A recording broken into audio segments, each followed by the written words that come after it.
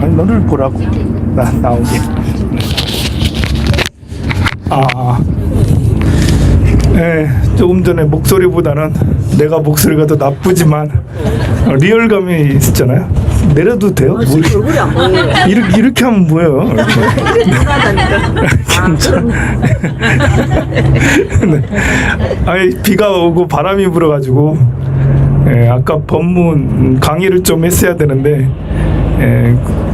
여기서 해야 될 것 같아요. 확실히 이렇게 비 바람에는 우리가 참 약한 것 같아요. 우리 신체가 참 강건하지 못한 것 같아. 비가 오든 바람이 불든 관계없이 이렇게 법을 들을 수 있음에 기뻐하고 비 맞고 바람 맞으면서 강의를 듣고 부처님 가르침을 배워야 되는데 비바람 조금 분다고 해서 마음이 약해져가지고 이게 안 되겠네 해서 이제 다 짊어 싸들고 다 도망갔어요. 네. 참 사람은 그런 거 보면 참 약하죠. 제가 그 자리에서 무슨 이야기를 아무리 좋은 말을 한다 한들 여러분들 듣겠어요? 잘 싸들고 나온 거예요. 여기가 차라리 낫죠. 그만큼 우리는 이렇게 외부적인 상황에 굉장히 민감해요. 내가 약하기 때문에 내 몸과 마음이 참 약해요. 몸이라도 건강하면 뭐 비가 이렇게 와도 그냥 이슬비처럼밖에 느껴지지 않고 바람이 태풍처럼 쐬도 그냥 산들바람처럼 느껴지게 된다면 구름 비나 구름 바람 정도는 뭐 좋지 뭐 차라리. 근데 우리는 태풍 같은 바람에 내가 날아갈까봐 힘들어하고 괴로워하고 비가 오늘은 한 방울 두 방울인데 한 방울 두 방울도 맞고 싶지 않은 거예요 이제. 참 사람은 약하다. 이렇게 다행히 우리는 이제 이렇게 모든 것이 보호받는 그런 곳에서 태어나서 집도 튼튼하고 차도 얼마나 튼튼해. 이게 40명, 50명이 들어와 있는데도 뭐 불편함 없이 얼마나 튼튼해요. 도로도 요즘에는 잘 나 있어서 정말 튼튼하죠. 그런데 그런 것이 오히려 사람의 마음을 더 약하게 하는 것 같아요. 너무나도 잘 돼 있으니까 이것이 마치 내가 잘나서 이렇게 된 것처럼 느끼죠. 저는 뭐 그런 세대는 아닙니다만 소설 같은 걸 읽어보면 이렇게 조선시대 사람들은 배옷을 입고 겨울을 나더라고요. 배옷도 그냥 배옷이 아니고 다 찢어진 배옷을 입고 겨울을 나요. 지금 겨울은 따뜻한 겨울이죠. 우리 옛날 겨울은 여러분들 어렸을 때 생각하면 정말 많이 추웠어요. 배옷을 입고 겨울을 나. 그것도 저 만주 같은 데서도 배옷을 입고 겨울을 났어요. 무슨 늑대도 아니고 사람이 그랬다라는 겁니다. 그래도 겨울에 추운 줄 알았지만 그래도 다 그렇게 살았어요. 근데 지금은 우리가 조금 추운데도 옷을 뭐 있는 대로 다 껴입고 그렇게 다니고 겨울에는 파카 완전히 이제 이렇게 오리털로 다 무장을 해가지고 이렇게 그러면서도 춥다고 막 그럽니다. 사실 우리는 마음은 더 약해졌는데 어떤 이제 기구들이 되게 좋아졌죠. 상태가 좋아졌어요. 지구라는 이런 곳에서도 우리가 오존층만 사라져도 또 이산화가스량만 조금 더 높아져도 지구가 조금만 더워져도 해수면이 조금만 높아져도 뭐 이렇게 우리는 더 이상 생존하지 못할 만큼 인류가 멸종할 수도 있거든요. 그만큼 약한 존재죠. 그러나 이제 그런 약한 우리를 부처님께서 강하게 만들어 주시고 또 강하게 하라고 그 법을 알려주셨어요. 육도 윤회 속에서 윤회의 틀 속에서 이렇게 다람쥐 쳇바퀴 돌듯 약하게 살아간 우리에게 이곳에서 벗어나 온 우주의 지배자, 뭐 지배자라 할 수는 없겠죠. 지배자인지 우주랑 하나가 되는 건지 온 우주와 하나가 되는 것이 곧 지배지 뭐. 그런 이제 우주와 하나가 될 수 있도록 그런 길을 열어주셨죠. 부처님처럼 그렇게까지는 안 돼도 최소한 우리는 우리 자신을 좀 알고 우리 자신을 아는 것을 통해서 최소한 흔들리지 않는 마음을 가져야 되지 않겠나 생각이 듭니다. 그래서 아까도 이제 모든 법을, 모든 세계를 나와 대상으로 나눌 수 있다라고 얘기했죠. 나와 대상, 나 자신과 대상. 나 자신은 눈, 귀, 코, 입, 혀, 신체, 그리고 마음을 가지고 있는 나.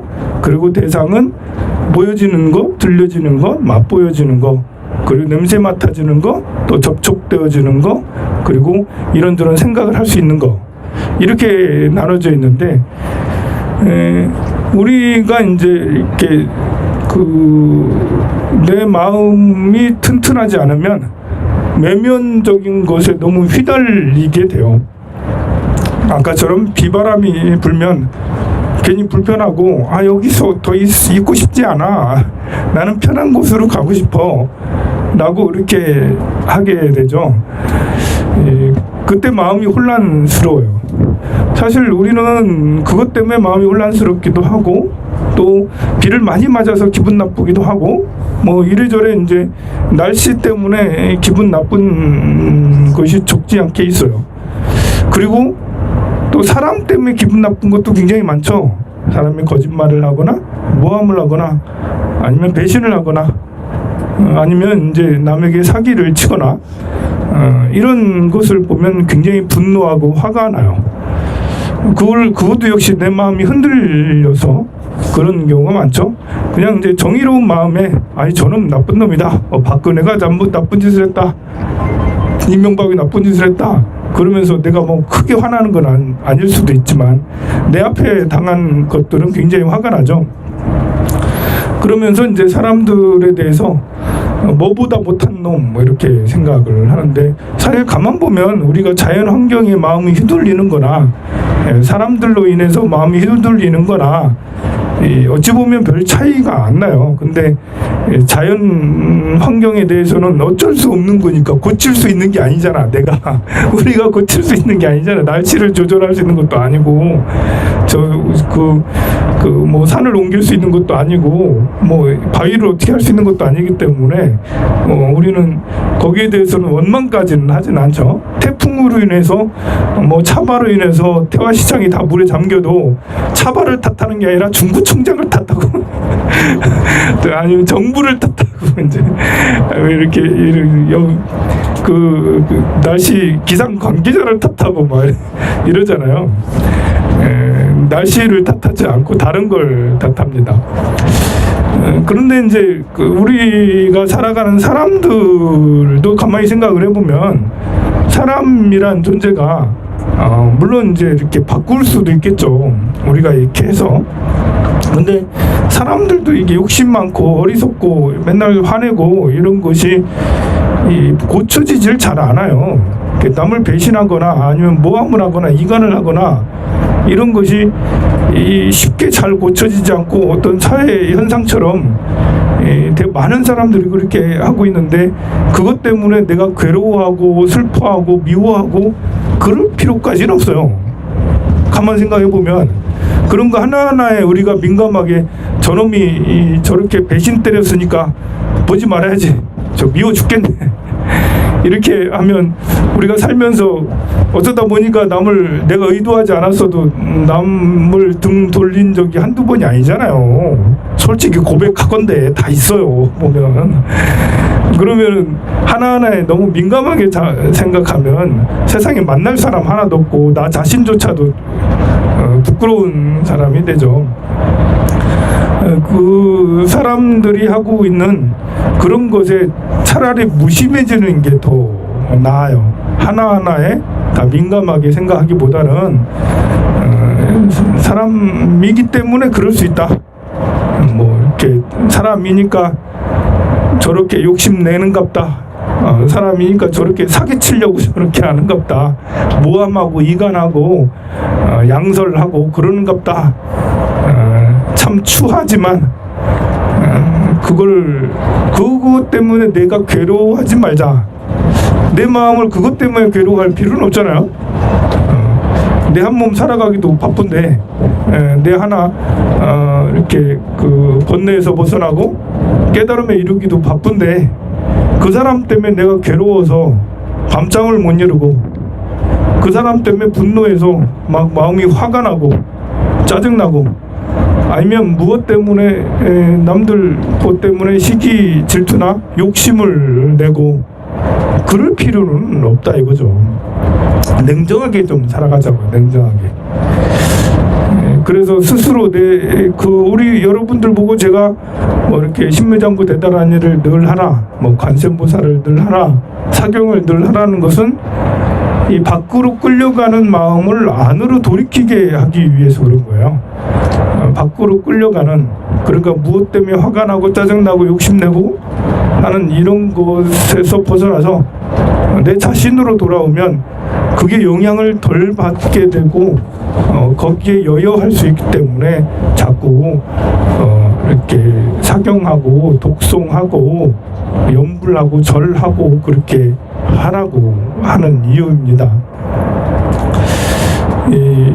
그렇게 하면 어떤 상황에서도 편안함을 누릴 수가 있어요. 또 편안할 뿐만 아니라 보여지는 대상에 대해서도 훨씬 아름답게 느껴지게 될 수 있고 훨씬 행복할 수가 있어요. 우리가 이제 가족들도 또 배우자 간의 사이에도 그런 마음을 갖는다면 진짜로 행복하게 살아갈 수가 있고 절에 다니는 것도 정말 행복할 수가 있습니다. 그래서 그것을 이제 육군과 육경이라고 그래요. 육군은 나 자신이고 육경은 대상이라고 그래요. 우리가 안이비설신의 색성양 미촉법 그러잖아요. 반야신경에서 무안이비설신의 무색성양 미촉법 이러는데 이 무안이비설신이 안이비설신은 내 몸, 내 귀 이런 것이죠.